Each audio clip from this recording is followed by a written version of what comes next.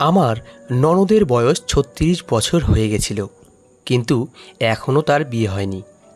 আমার শাশুড়ি মা এই নিয়ে খুব চিন্তা করতেন। একদিন শাশুড়ি মা আমার ননদের বিয়ে দিয়ে দেন আর আমাকে বলেন যে আমি যদি কোনো দিন তার শ্বশুরবাড়িতে যাই তাহলে তিনি আমাকে বাড়ি থেকে বের করে দেবেন। আমি কি দায়ে পড়েছে যে আমি তার শ্বশুরবাড়িতে যাব? আমি আমার শাশুড়ি মাকে বলে দিই আমার সেখানে যাওয়ার কোনো ইচ্ছা নেই। একদিন আমার শাশুড়ি মা তার মেয়ের সাথে ভিডিও কলে কথা বলছিলেন। আমিও সেখানে চলে আসি। হঠাৎ আমি আমার ননদের স্বামীর মুখটা দেখতে পাই। তাকে দেখে আমার মাথায় আকাশ ভেঙে পড়ে, কারণ সে তো আমারই। বিয়ের প্রথম দিন থেকেই আমি বুঝতে পেরেছিলাম যে আমাকে আমার শাশুড়ি মার সাথে সাথে আমার ননদকেও খুশি রাখতে হবে। আমার স্বামী আমাকে খুব ভালোবাসে। আমার শাশুড়ি মাও নরম মনের মানুষ ছিলেন। আসল সমস্যাটা ছিল আমার ননদ। তার বয়স ৩৬ বছর হয়ে গেছিল, কিন্তু তার এখনও বিয়ে হয়নি। এই কারণে তার মেজাজ সব সময় বিগড়ে থাকতো। আমার স্বামী তাকে খুব ভয় পেত, তাকে কখনো কিছু বলতো না। একদিন সে সব সীমা পার করে দেয়। কার্তিক আমার জন্য লাল রঙের চুড়ি কিনে এনেছিল। আমি খুব খুশি হয়ে সেটা সব সময় পরে ঘুরতাম। যখন আমি কাজ করতাম তখন চুড়ির শব্দ গোটা বাড়িতে ছড়িয়ে পড়ত। চুড়ির আওয়াজ শুনে আমার ননদ রেগে মেগে ঘর থেকে বেরিয়ে আসে। এসে আমাকে বলে, তুমি এই চুড়িগুলো আমাকে দেখানোর জন্য পড়েছো, তাই না? তোমার ১৮ বছর বয়সে বিয়ে হয়ে গেছে, আর আমি ৩৬ বছর বয়স অবধি মা বাবার ঘরে বসে আছি, তাই তোমার খুব অহংকার, তাই না? আমার ননদ মিতালির এমন রূপ দেখে আমি ভয় পেয়ে যাই। আমি বলি, দিদি, আপনি যেমনটা ভাবছেন তেমনটা একেবারেই নয়। কার্তিক আমাকে চুড়িগুলো কিনে এনে দিয়েছে। আমি আপনাকে দেখানোর জন্য নয়, বরং কার্তিকের মন রাখার জন্য এই চুড়িগুলো পরেছি। মিতালি দিদি জোরে জোরে কাঁদতে শুরু করে। তার কান্নার আওয়াজ শুনে কার্তিক আর আমার শাশুড়ি মা তাদের ঘর থেকে বেরিয়ে আসে। মা দিদিকে জড়িয়ে ধরে জিজ্ঞেস করে, কি হলো মা, তুই কাঁদছিস কেন? দিদি বলে, মা, ও আমাকে নিয়ে ব্যঙ্গ করছে। ও বলছে যে এই চুড়িগুলো আমাকে আমার বর ভালোবেসে কিনে এনে দিয়েছে। তুমি তো নিজের বাড়িতে বসে বসে বুড়ি হয়ে গেলে, তুমি কি করে বুঝবে যে স্বামীর ভালোবাসা কি হয়? মিতালি দিদির কথা শুনে আমি হতবাক হয়ে যাই। আমি নিজের সাফাই দেবার জন্য বলি, না মা, আমি এরকম কিছু বলিনি, ও মিথ্যে কথা বলছে। মিতালি দিদি উঠে এসে আমার গালে একটা সপাটে চড় মারে আর বলে, তোমার সাহস কী করে হয় আমাকে মিথ্যেবাদী বলার? আমার স্বামী চুপচাপ দাঁড়িয়ে দাঁড়িয়ে এসব দেখছিল। সে আমার হয়ে একটা কথাও বলল না। আমার বয়স কম ছিল, আমি সংসারের জটিলতা বুঝতাম না। আমার স্বামীর ভালোবাসার উপর আমার অহংকার ছিল, কিন্তু আজ সেই অহংকার ভেঙে চুরমার হয়ে গেল। আমি কাঁদতে কাঁদতে আমার ঘরে চলে এলাম। আমার ইচ্ছা করছিল সব কিছু ছেড়ে ছুড়ে দিয়ে চলে যেতে। শেষমেশ আমি আমার মনের কথাই শুনলাম। এই বয়সী মেয়েরা নিজেদের মনের কথাই বেশি শোনে। আমি আমার জিনিসপত্র প্যাক করতে শুরু করি। আমি আশা করছিলাম যে কার্তিক আমার ঘরে এসে ঢুকে আমার ননদকে আমার সামনে দাঁড় করিয়ে বলবে, ওর কাছে এক্ষুনি ক্ষমা চাও। কিন্তু অনেকক্ষণ হয়ে যাওয়ার পরও কার্তিক একবারও ঘরে আসে না। আমি ব্যাগপত্র গুছিয়ে যখন বাইরে আসি তখন দেখি আমার শাশুড়ি মা, আমার ননদ আর আমার স্বামী তিনজনে মিলে কিছু একটা ডিসকাস করছে। আমার হাতে ব্যাগ দেখে কার্তিক ঘাবড়ে যায়। সে আমাকে জিজ্ঞেস করে, তুমি কোথায় যাচ্ছ? আমি বলি, আমি বাড়ি ছেড়ে চলে যাচ্ছি। যেই বাড়িতে আমার সম্মান নেই সেই বাড়িতে আমি এক মুহূর্ত থাকতে চাই না। কার্তিক বলে, তুমি শান্ত হও, আমরা সবাই মিলে বসে আলোচনা করে এই ব্যাপারটা সমাধান করতে পারি। আমি বলি, আমি কিছু আলোচনা করতে চাই না। আমি বাড়িতে তখনই ফিরব যখন তোমার দিদি আমার কাছে ক্ষমা চাইবে। আমার কথা শুনে আমার শাশুড়ি মা উঠে দাঁড়িয়ে বলে, তুমি কোন জগতে বাস করছো বৌমা? আমার মেয়ে কখনো তোমার কাছে ক্ষমা চাইবে না। কার্তিক, তুই ওকে আটকাস না, ওকে যেতে দে, ওর যেখানে ইচ্ছে ও চলে যাক।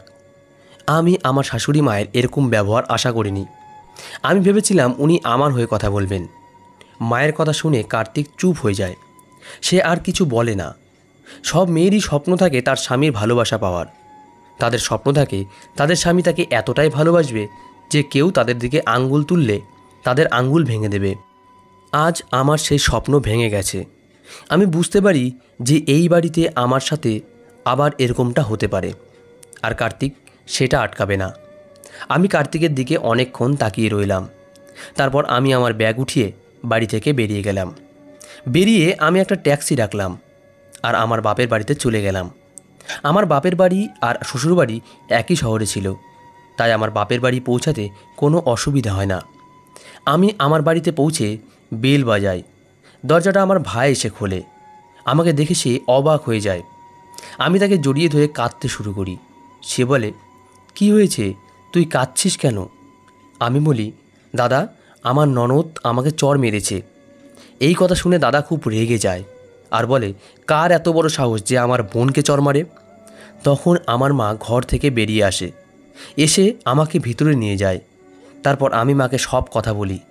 আমার দাদা জিজ্ঞেস করে, তোর ননদ যখন তোকে মারলো তখন কার্তিক সেখানে ছিল না? আমি বলি, হ্যাঁ, ও সেখানে ছিল, কিন্তু ও তার দিদিকে আটকায়নি। আমি যখন বাড়ি থেকে বেরিয়ে আসছিলাম তখন কার্তিক আমাকে আটকানোর চেষ্টা তো করছিল, কিন্তু যেই ওর মা বারণ করলো তখনই ও আর আমাকে আটকালো না। মা আমাকে শান্ত করে আর বলে, তুই কাঁদিস না জিয়া, দেখবি সব ঠিক হয়ে যাবে। তোর বাবাকে আসতে দে, আমি তাকে সব কথা খুলে বলবো। মা আমার বোন রিয়াকে বলে আমাকে ঘরে নিয়ে যেতে। রিয়া আমার থেকে 4 বছরের ছোট। সে আমার আর কার্তিকের ভালোবাসার সাক্ষী ছিল। রিয়া আমার সাথে বিছানায় এসে বসে আর বলে, দিদি, যতদিন তোমার ননদ তোমার বাড়িতে থাকবে ততদিন তুমি শান্তিতে থাকতে পারবে না। তুমি বরং কটা দিন অপেক্ষা করো, যখন তোমার ননদের বিয়ে হয়ে যাবে তখন সব কিছু ঠিক হয়ে যাবে। রিয়া অনেকক্ষণ ধরে বসে আমার সাথে গল্প করে। তারপর আমার যখন আরাম করার সময় হয় তখন সে ঘর থেকে চলে যায়। আমি শুয়ে শুয়ে পুরনো কথা মনে করতে থাকি। আমার আর কার্তিকের 5 বছরের প্রেম ছিল। আমরা একসাথে স্কুলে পড়তাম। ও ক্লাস 10-এ পড়তো আর আমি 7-এ পড়তাম। আমাদের সেই ছোটোবেলার প্রেম। ক্লাস 10 পাস করার পর কার্তিক কলেজে যায় আর আমি সেই স্কুলেই পড়ে থাকি। কিন্তু আমরা ফোনে কথা বলতাম। পড়াশোনা শেষ হওয়ার পর কার্তিক একটা চাকরি পায়। আমার আর বেশি পড়ার ইচ্ছে ছিল না, তাই আমি কলেজে যাই না। বাবার আমার বিয়ে দেবার খুব তাড়া ছিল, তাই আমি কার্তিককে ফোন করে বলি যে বাবা আমার বিয়ে দিতে চায় আর আমি তোমাকে ছাড়া আর কাউকে বিয়ে করতে পারবো না। কার্তিক বলে, আমিও তোমাকে ভালোবাসি জিয়া, আমি তোমাকেই বিয়ে করতে চাই, কিন্তু যতদিন না আমার দিদির বিয়ে হচ্ছে ততদিন আমি বিয়ে করতে পারবো না। তাই আমার দিদির বিয়ে হওয়া না অবধি তোমাকে অপেক্ষা করতে হবে। এইভাবে 2 বছর কেটে গেল। আমার ভাগ্য ভালো যে এর মধ্যে বাবার আমার জন্য কোনো ছেলে পছন্দ হয়নি। 2 বছর পেরিয়ে গেল, কিন্তু এখনও মিতালি দিদির বিয়ে হলো না। তারপর একদিন বাবার আমার জন্য একটা ছেলে পছন্দ হয়ে যায় আর বাবা তার সাথে আমার বিয়ে ঠিক করে ফেলে। আমি এই নিয়ে খুব কান্নাকাটি করেছিলাম, খাওয়া দাওয়া সব ছেড়ে দিয়েছিলাম। আমি সারাদিন ঘরে বসে থাকতাম। কার্তিকও খুব চিন্তায় পড়ে গেছিল, কিন্তু ওর কিছু করার ছিল না। আমার মা আমার অবস্থা দেখে একদিন জিজ্ঞেস করে, জিয়া, তুই নিজের উপর এমন অত্যাচার করছিস কেন? তোর মনের ভিতর কী চলছে তুই আমাকে বল। আমিও নিজের মনের কথা চেপে রাখতে পারলাম না। আমি মাকে বলেই দিলাম যে আমি অন্য কাউকে ভালোবাসি আর আমি এই বিয়ে করতে পারবো না। আমার ভালোবাসার মানুষের সাথে যদি আমার বিয়ে না হয় তাহলে আমি মরে যাব। মা বলে, তুই এই কথা আগে কেন আমাদের বলিসনি? রাগের মাথায় কোনো ভুল কাজ করে বসিস না। মা বাবার সাথে কথা বলে বাবাকে রাজি করিয়ে ফেলে। আমি যে নিজের পছন্দের ছেলেকে বিয়ে করতে চলেছি এটা আমরা সবাই দাদার কাছ থেকে লুকিয়ে যাই। আমার দাদা রিতম আমার থেকে বড় ছিল আর সে খুব রাগী ছিল। আমার মা বাবা কার্তিকের ব্যাপারে খোঁজ খবর নেয় আর খোঁজ খবর নিয়ে জানতে পারে যে ছেলেটা ভালো। বাবা বলে, আমাদের তো কার্তিককে ভালোই লেগেছে, কিন্তু একটা বিষয় আমাকে ভাবাচ্ছে। তোর ননদের বিয়ের বয়স পেরিয়ে গেছে, কিন্তু এখনও তার বিয়ে হয়নি, তাই সে তোকে জ্বালাতন করতে পারে। তার থেকে একটু সাবধানে থাকিস। তুই আমাদের খুব আদরের মেয়ে, আমরা তোর সাথে কখনো উঁচু গলায় কথা বলিনি। তুই পারবি তো শ্বশুরবাড়িতে গিয়ে তোর ননদকে সামলাতে? আমার ভয় হচ্ছে তুই এই বিয়েতে সুখী হবি তো? কিন্তু তখন আমি কার্তিকের প্রেমে পাগল ছিলাম। আমি বলি, বাবা, আমি কার্তিককেই বিয়ে করতে চাই। সুখ আর দুঃখ দুটোই তো জীবনের অংশ। আমার ননদ যদি আমাকে দুঃখ দেয় তাহলে আমাকে আনন্দ দেওয়ার জন্য তো কার্তিক আছে। এই সব কথা মনে করে আমার চোখের জল চলে আসে। কার্তিক আমাকে নিরাশ করেছে। ও যদি আজ আমার সাইড নিত তাহলে আমাকে বিয়ের 3 মাস পরে এইভাবে আমার বাপের বাড়ি ছেড়ে চলে আসতে হতো না। বাবা যখন বাড়ি ফেরে তখন মা বাবাকে সব কথা বলে। সব শুনে বাবার খুব রাগ হয়। বাবা বলে, আমি আমার মেয়েকে আর শ্বশুরবাড়ি পাঠাবো না। আমরা কি এই জন্য তাকে শ্বশুরবাড়ি পাঠিয়েছি যাতে সে সব অত্যাচার মুখ বুজে সহ্য করে? মেয়ে হওয়া মানেই কি সব সহ্য করতে হবে? স্বামী স্ত্রীর মধ্যে ঝগড়া হতেই পারে, সেটা তাদের ব্যাপার, কিন্তু ওর ননদের কি অধিকার আছে ওর উপর হাত তোলার? জিয়া, তুই যতদিন ইচ্ছে এখানে থাক, আমি তোকে ফিরে যেতে বলবো না। মা বাবা ভেবেছিল যে পরের দিনই কার্তিক আমাকে বাড়ি ফিরিয়ে নিয়ে যেতে আসবে। আমিও মনে মনে আশা করেছিলাম যে কার্তিক আমাকে ফিরিয়ে নিয়ে যেতে আসবে, কিন্তু আমাকে নিতে আসা তো দূরের কথা, সে আমাকে একটা মেসেজও করে না। আমি 1 সপ্তাহ ধরে আমার বাপের বাড়িতে বসে আছি। আমার কার্তিকের কথা খুব মনে পড়ছিল। এখন আমার রাগটা পড়ে গেছিল। আমার ইচ্ছা করছিল আমার বরের কাছে ফিরে যেতে।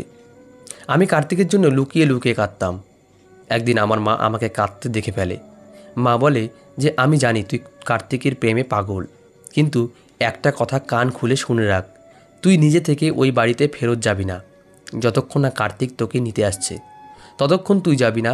কার্তিককে এখানে এসে তোর কাছে ক্ষমা চাইতে হবে, তবেই আমি তোকে ওর সাথে যেতে দেব। তার আগে অবধি আমি চাই না তুই ওকে নিজে থেকে ফোন বা মেসেজ করিস। আমি মায়ের আদেশ মানতে বাধ্য হই, কিন্তু কার্তিকের জন্য আমার খুব মন খারাপ করে। এখন তো আমার ভয় হতে থাকে যে আমার শাশুড়ি মা জোর করে কার্তিকের আবার বিয়ে না দিয়ে দেয়। এসব কথা ভাবতে ভাবতে একদিন রাতে আমার ঘুম হয় না। রাত 2টো বেজে যায়, আর তখনও আমি জেগে থাকি। আমিও নিজেকে ধরে রাখতে পারি না। আমি কার্তিককে ফোন করে বসি, আর তার পরের ঘন্টায় কার্তিক আমার ফোনটা তোলে। ফোনের ওপারে কার্তিকের গলা শুনে আমি কাঁদতে শুরু করি আর বলি, কার্তিক, তোমার কি একবারও আমার কথা মনে পড়ে না?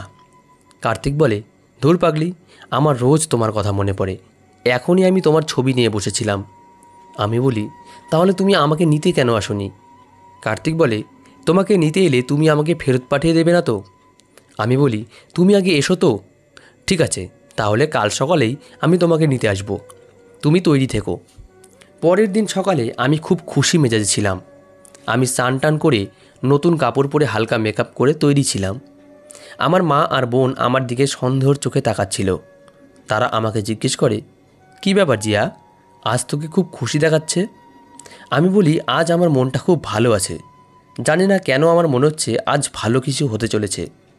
দুপুর 2টো বাজতেই কার্তিক, তার মা আর তার দিদির সাথে আমাদের বাড়িতে এসে হাজির হয়। আমার মা তাদেরকে অনেক কথা শোনায়। মা বাবাকে ফোন করে ডেকে পাঠায়। আমাকে শ্বশুরবাড়িতে পাঠাবে কি না সেই সিদ্ধান্তটা বাবাই নেবে। আমার ননদ মিতালি আমার কাছে হাত জোর করে ক্ষমা চায়। এতে আমার সম্মান আরও বেড়ে যায়। বাবা আমাকে একটা শর্তে বাড়ি যেতে দেয়, যে এরকমটা যেন আর কখনো না হয়। আমি বাড়ি ফেরার পর থেকেই আমার শাশুড়ি মা আমার সাথে খুব ভালো ব্যবহার করে। আমাকে বাড়ির কোনো কাজ করতে দেয় না। আমার ননদও সারাদিন আমার পেছন পেছন ঘুরত, আর আমার সাথে খুব মিষ্টি করে কথা বলতো। আমার মনে হলো যে হয়তো তারা বদলে গেছে, আর এসব কার্তিকের জন্যই সম্ভব হয়েছে। কার্তিক হয়তো ওদেরকে বলেছে যে আমার স্ত্রীর সাথে সবাই ভালো ব্যবহার করবে। একদিন আমি সবজি কাটছিলাম, তখন আমার শাশুড়ি মা আমার পাশে এসে বসেন আর বলেন, জিয়া, তোমার দাদার বয়স কত হবে? আমি বলি, আমার দাদার বয়স 25 বছর। আমার মা বলে যে দাদার জন্য একটা কম বয়সী সুন্দর মেয়ে নিয়ে আসবে। আমার কথা শুনে শাশুড়ি মায়ের মুখ ভার হয়ে যায়। উনি বলেন, কে জানে সবসময় সবাই এইটাই কেন চায় যে স্ত্রীর বয়স স্বামীর থেকে কম হোক। স্ত্রীর বয়স যদি স্বামীর থেকে বেশি হয় তাহলে সম্পর্কটা আরও বেশি মজবুত হয়। আমি চুপচাপ মায়ের কথা শুনছিলাম। আমার দিকে চোখ রেখে উনি বললেন, বৌমা, যদি মিতালি আর রিতমের বিয়ে হয় তাহলে তোমার আর কার্তিকের সম্পর্কটা আরও ভালো হয়ে উঠবে। আমি অবাক হয়ে বলি, এ আপনি কি বলছেন মা? মিতালি দিদি তো অনেক বড়, ওকে তো আমার ভাইয়ের পাশে মানাবে না। তাকে আমার ভাইয়ের মা মনে হবে, লোকে তো হাসাহাসি করবে। আমার কথা শুনে আমার শাশুড়ি মায়ের মুখটা রাগে লাল হয়ে যায়। তিনি আমাকে কিছু না বলে ওখান থেকে উঠে চলে যান। আমি সবজি কাটা ছেড়ে দিয়ে আমার ঘরে গিয়ে আমার মাকে ফোন করি। আমি আমার মাকে সব কথা বলি। এসব শুনে মা হাসতে থাকে আর বলে, ভালো করেছিস তুই ওনাকে মুখের উপর জবাব দিয়ে দিয়েছিস। আমি তাই ভাবি, মিতালি এত ভালো কি করে হলো যে আমাদের বাড়িতে এসে তোর কাছে ক্ষমা চাইলো? মা আর মেয়ের এইটাই মতলব ছিল, তাই তারা এতদিন তোর সাথে এত ভালো ব্যবহার করছিল। কিন্তু জিয়া, আমার ভয় করছে যে কার্তিক আবার না তোর উপর চাপ দেয় যে মিতালি আর রিতমের বিয়ে দেওয়ার জন্য। কিন্তু একটা কথা মাথায় রাখবি জিয়া, যে তোর বাবা কোনো দিন এই সম্পর্কটা মেনে নেবে না, তাই কোনো আশা রাখিস না। আর সম্বন্ধ নিয়ে এই বাড়িতে আসার কথাও ভাবিস না। আমি মাকে সান্ত্বনা দিই যে এরকম কিছুই হবে না। মাকে তো আমি শান্ত করে ফেললাম, কিন্তু আমি নিজেকে শান্ত করতে পারছিলাম না। আমারও ভয় হচ্ছিল যে কার্তিক যদি আমাকে জোর করে তার দিদির সাথে আমার দাদার বিয়ে দিতে, তখন আমি কি করব? দাদা না স্বামী, কাকে বেছে নেব? আমি এই সব বসে বসে ভাবছিলাম। তখনই আমার দরজায় কেউ একটা নক করে। আমি দরজা খুলে দেখি আমার শাশুড়ি মা দাঁড়িয়ে আছেন। ওনাকে খুব খুশি দেখাচ্ছিল।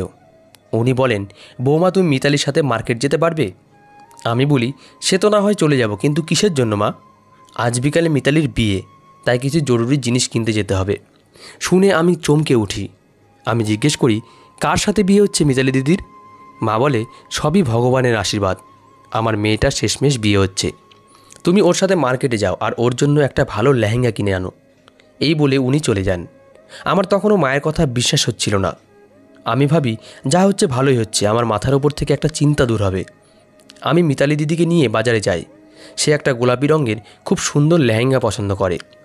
আমি তাকে জিজ্ঞেস করি, দিদি, আজ সকাল পর্যন্ত মা তোমার বিয়ে নিয়ে চিন্তিত ছিল, তা হঠাৎ করে তোমার বিয়ে ঠিক হয়ে গেল কি করে? মিতালি দিদি বলে, ধরে নাও শেষ পর্যন্ত ভগবান আমার প্রার্থনা শুনেছে। আমি বলি, তুমি তোমার হবু স্বামীকে দেখেছ? মিতালি দিদি লজ্জা পেয়ে বলে, হ্যাঁ দেখেছি। আমার বাড়ি ফেরার তাড়া ছিল, তাই আমি এই নিয়ে আর বেশি কিছু জিজ্ঞেস করলাম না। বাড়ি আসতে আমার শাশুড়ি মা বলেন, বৌমা, তোমাকে কার্তিকের দিব্যি, এই বিয়ের ব্যাপারে কার্তিক যেন কিছু জানতে না পারে। আমি বলি, আপনি কি বলছেন মা? ভাইয়ের অনুমতি ছাড়া বোনের বিয়ে কি করে হতে পারে? মা বলেন, না বৌমা, তুমি কার্তিককে কিছু বলবে না। ভালোই ভালোই মিতালির বিয়েটা হয়ে যাক, তারপর আমি নিজেই কার্তিককে সব বলবো। তুমি তো জানো কার্তিক সব ব্যাপারে খুব খুঁতখুঁতে। আমার ভয় হচ্ছে সে এই সম্বন্ধে কোনো খুঁত না বার করে বসে, আর তাতে এই বিয়েটা না ভেঙে যায়। আমি মাথা নাড়ি আর জিজ্ঞেস করি, বরযাত্রীর জন্য কি আয়োজন করতে হবে মা? মা বলে, ওই সব নিয়ে তোমাকে ভাবতে হবে না বৌমা, তুমি বরং মিতালিকে নিয়ে ভালো করে সাজিয়ে দাও। আমি মেকআপ করতে খুব ভালোবাসতাম, তাই আমি মিতালি দিদিকে খুব সুন্দর করে সাজিয়ে দিলাম, যাতে তার বর তাকে দেখে চোখ ফেরাতে না পারে। আমি চাই মিতালি দিদি তার বরের সাথে সব সময় থাকুক, আর এই বাড়িতে কখনো ফেরত না আসুক। তাহলে আমার মাথার উপর থেকে একটা বড় বোঝা নামবে, আর আমার জীবনে শান্তি ফিরবে। সাজানোর পর মিতালি দিদি খুব হাসছিল। সে দেখতে তো ভালো ছিল, শুধু সবসময় রেগে থাকতো বলে তাকে খারাপ দেখাতো। মিতালি দিদি খুশি হয়ে আমাকে অনেক আশীর্বাদ করে, তারপর বলে, যাও জিয়া, এবার তুমিও গিয়ে তৈরি হয়ে নাও।